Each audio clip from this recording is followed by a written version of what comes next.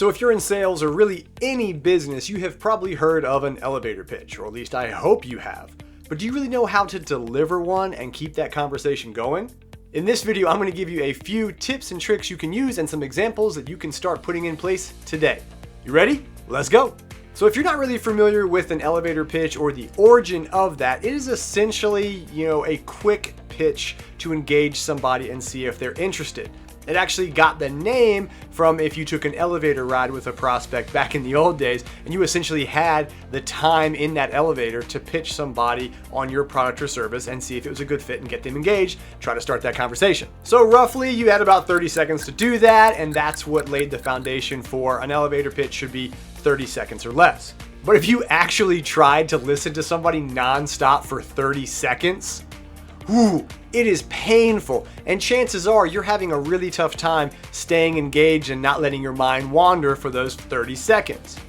See, we have shorter attention spans now, and what used to be 30 seconds needs to now be a few sentences.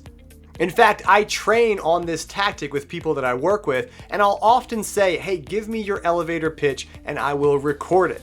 And what they might be aiming for, 20 to 30 seconds, ends up being 45 to 50 seconds. It's pretty eye-opening when you actually record yourself talking and then listen back and time it. You're gonna see that you're taking way too long and you're rambling and you're not getting to the point or delivering any value. So as elevator pitches have evolved and our attention spans have essentially devolved, you've got to do it a different way. Now, there are plenty of flavors to do and pitches that you can try in many different scenarios. I teach all of those in my course, or at least as many as I've encountered. But for today, I just want to go over two. The first one is going to be in-person events, and the second one is going to be actual cold calling elevator pitches.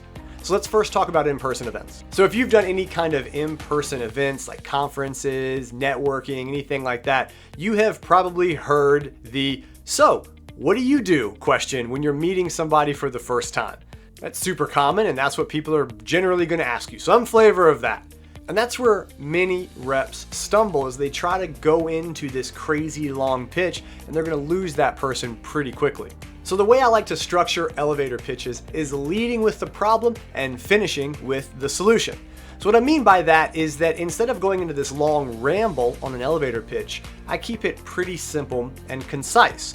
And what I essentially do, or the structure I follow, is, so you know that problem that we see in this industry?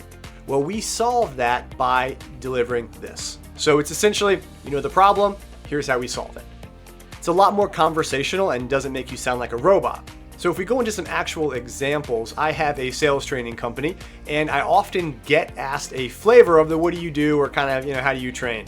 So what I generally always say is something along the lines of, so you know how the sales training industry is pretty old and outdated, and the training that it delivers doesn't stick with reps and doesn't really deliver the results? Well, I've created a different methodology that's more modern and backed by me selling for 15 years. That's essentially the flavor, right? And it's more conversational, and it brings on additional questions. It also opens the door for me to continue talking about it if I feel like they're interested. So I'm leading with the problem, which is traditional sales training is old and outdated, and I'm closing with the solution on how I'm changing that. Now, I could go in and talk for 5 or 10 minutes straight about how my sales training and approach is different, but I don't want to do that. I want to get things done quick, gauge their interest, and then continue on if they want to. Chances are they're going to ask more questions, you're going to have the conversation in place, and then you can start asking them questions as well. So a quick elevator pitch can lead to a long conversation.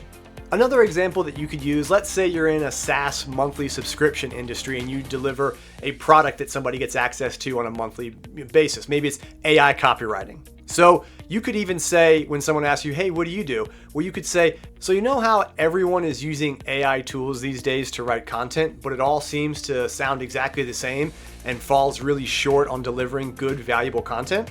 Well, we've developed a program to write copy for you that pulls from many different sources, all reputable and all within the parameters that we set for your business. It's much better content and doesn't require 10 rounds of edits to get it into its final stage. So that's a way just to start and kind of give a little bit more of a better elevator pitch on what you do. Now, what about cold calling? Well, you can do things really similar to what I just talked about with an in-person event, but it's going to be a little bit different because the intro is going to be slightly different on a cold call. You can't just get somebody on the phone and immediately dive into what I just gave you as an example. You have to lead up to that. And I really like to start by just essentially calling out what it is and disarming them a little bit. And generally just a really good, simple intro. Hey, so-and-so, this is Brian from X company. How are you today? Right? From there, I'm going to gauge their tonality or their tone. If they're really upbeat and they answer kindly, I might bring it up. If they're a little bit more reserved, I might bring it down a little bit. That's not going to shape what I say next, but it will shape how I deliver that. And of course, there's lots of different examples of this, but let's say I've done a little bit of research. If you're following my training, you know how to do that. And I know essentially enough to be calling on that person. I might have an idea for what product or service they're currently using or some of the problems that they might be having. So from there, after that intro, I like to say something along the lines of, so I know you might be using X product or X service. I just wanted to see how that was going for you. I also wanted to better understand that if you were looking at different solutions to solve X problem, what would you need to see from a company like mine to have further discussions? I'm happy to give you a quick 20-second overview and see if it makes sense, or I can send you over some more resources. Would that be helpful?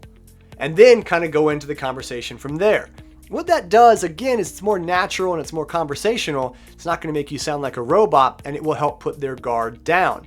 You are calling to be a consultant and help them continue to solve their problems. It's a very good and very effective way to do it, and essentially that is your elevator pitch inside of a cold call. Now, of course, the question of, hey, do you have a few seconds so I can explain that, is when you really dive into more of that, okay, you know this problem and here's how you solve it. That's that pitch. That's where it's effective and that's where it's appropriate to bring that up. But you have to take the conversation the way it naturally and organically wants to go, and you have to be well trained to do that. So I hope this helps. I know there's a lot of ways that you can take things. My goal is to help get you trained so that you know on the fly how to pivot and take them in the different directions. Now go close those deals.